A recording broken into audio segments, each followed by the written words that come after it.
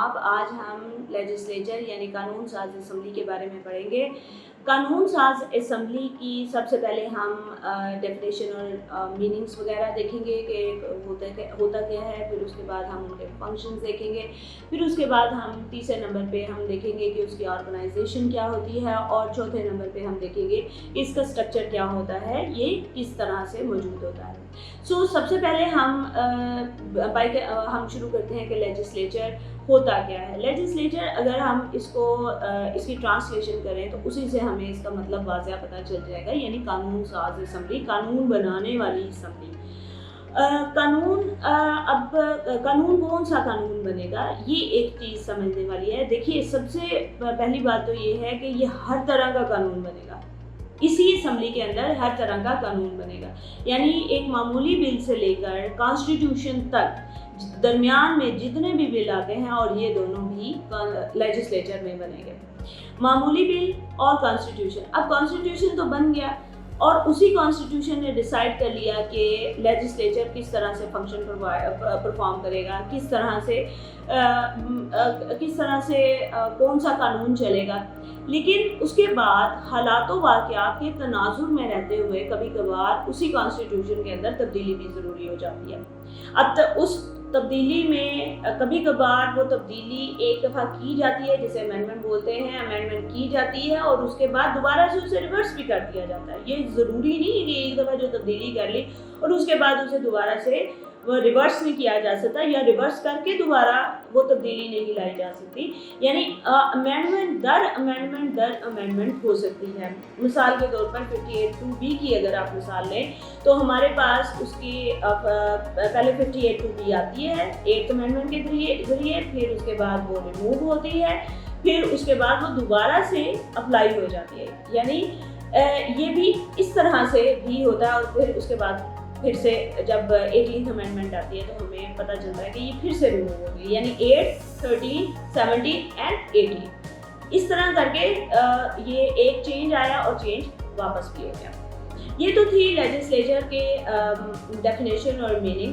अब हम चलते हैं कि इसके फंक्शंस क्या हैं। दूसरे नंबर पे हम देखते हैं कि इनके फंक्शंस क्या हैं। सबसे बड़ा फंक्शन फाइनेंस का है। देखिए, अगर आप यूनाइटेड स्टेट्स के लेजिस्लेटिव बॉडी को आप देखें, कांग्रेस को, तो उनके पास फाइनेंशियल कंट्रोल है। इवन सदर को कांग्रेस से कहना पड़ता है बिल की मंजूरी के लिए, फाइनेंस को रिलीज़ करने के लिए। पार्लियामेंट्री सिस्टम में भी बजट पास होता है लेजिस्लेचर में, लोअर हाउस में प्रेजेंट होता है, प्रोड्यूस होता है, फिर उस पर बहस हो मुबाहिसा होता है, अमेंडमेंट करनी हो या व्हाटएवर जिस तरह से भी, तो उसके बाद फिर वो अपर हाउस में जाता है। लेजिस्लेचर का फाइनेंस के ऊपर कंट्रोल बड़ा सख्त कंट्रोल होता है, और इसके ऊपर आप समझें कि बाकी मशीनरी जो है वो डिपेंडेंट होती है। दूसरा एडमिनिस्ट्रेटिव अगर फंक्शन आप देखें तो वो आपको पार्लियामेंट्री फॉर्म ऑफ गवर्नमेंट में ज़्यादा नज़र आता है।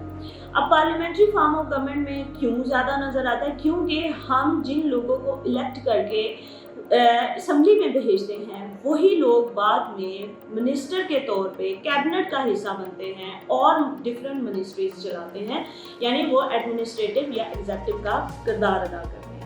तो अगर आप ये देखें तो ये एडमिनिस्ट्रेशन का भी एक रोल, एक किरदार मौजूद है, जो कि लेजिस्लेटिव बॉडी से ही निकलते हैं।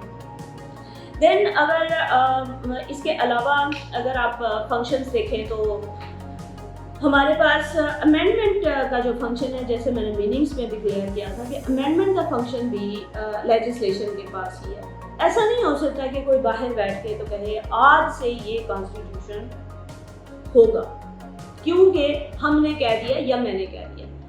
इसका बाकायदा एक प्रोसीजर है और वो प्रोसीजर कॉन्स्टिट्यूशन में लिख दिया जाता है, और उसके बाद ही वो कॉन्स्टिट्यूशन में अमेंडमेंट की जा सकती है। मिसाल के तौर पर पाकिस्तान में 2/3 मेजॉरिटी चाहिए होती है कॉन्स्टिट्यूशन के अंदर कोई भी तब्दीली लाने के लिए। फिर आप अगर इसकी ऑर्गेनाइजेशन देखें तो हमें पता चलता है कि जो कॉन्स्टिट्यूशन जो लेजिस्लेटिव बॉडी है वो एक नेशनल लेवल की लेजिस्लेटिव बॉडी है, यानी हम सबको पता है कि हमारे लिए जो भी कानून बनेगा वो इसी जगह पे कानून बनेगा। यहाँ पे ही कानून बनेगा।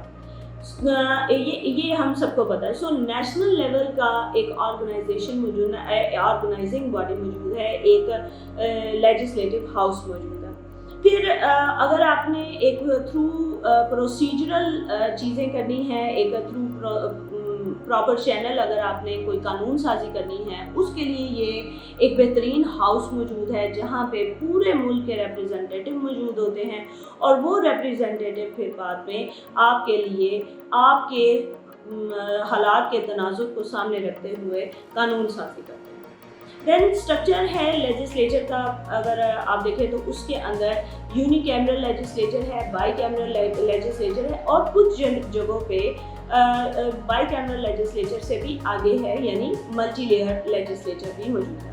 यूनिकैमरल लेजिस्लेचर क्या होता है? यूनिकैमरल लेजिस्लेचर एक ऐसे लेजिस्लेचर को कहते हैं जहाँ पे सिर्फ एक हाउस मौजूद होता है, बिल वहीं पे जनरेट होता है, वहीं पे बहस होती है, और वहीं पे उसको अप्लाई कर दिया जाता है, उसको पास कर दिया जाता है।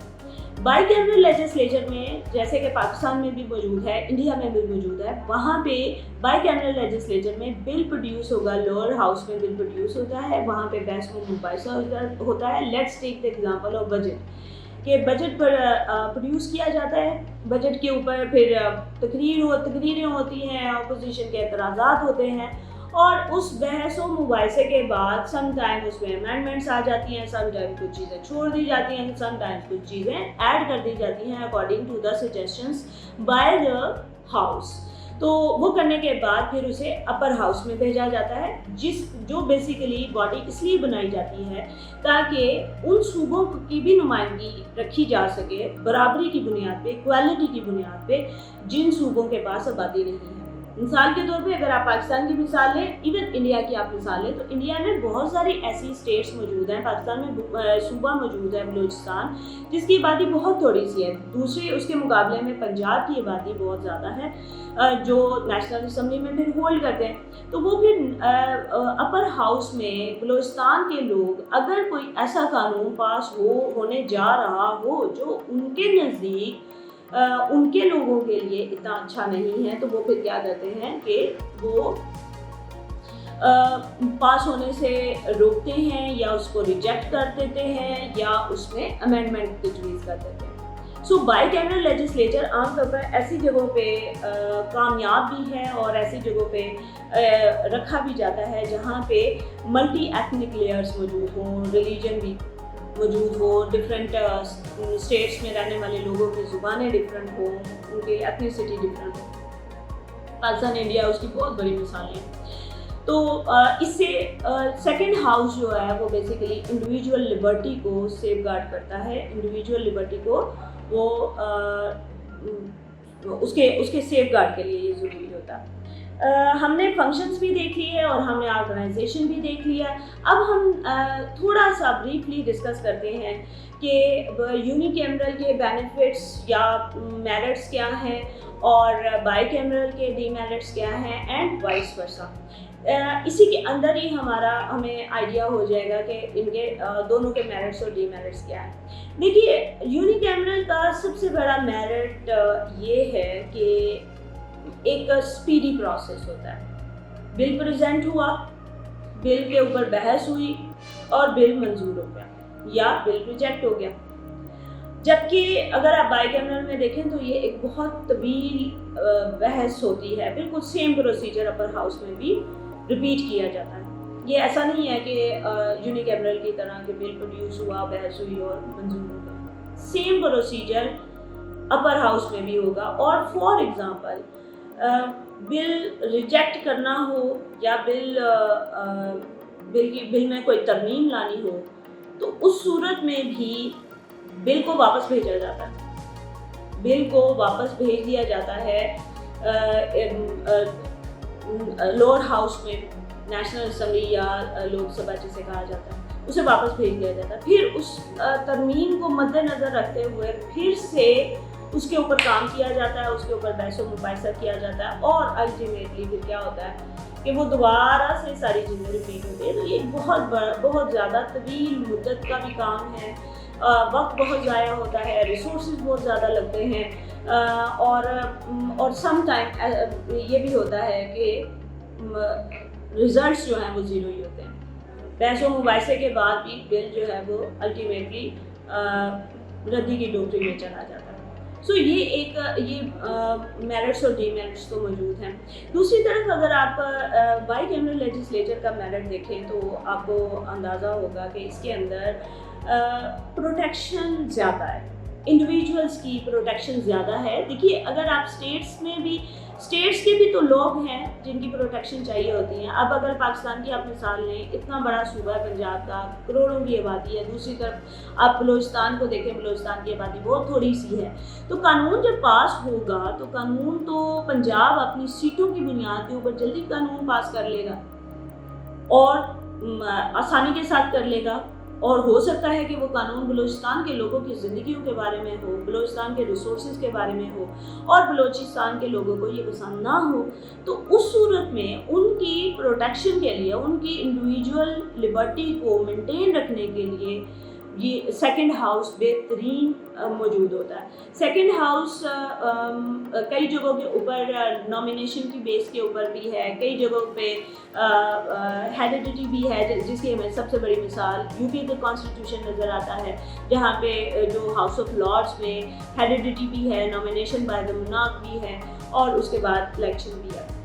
پاکستان کے اندر بھی نامینیٹڈ خواتین کی سیٹیں بھی موجود ہیں.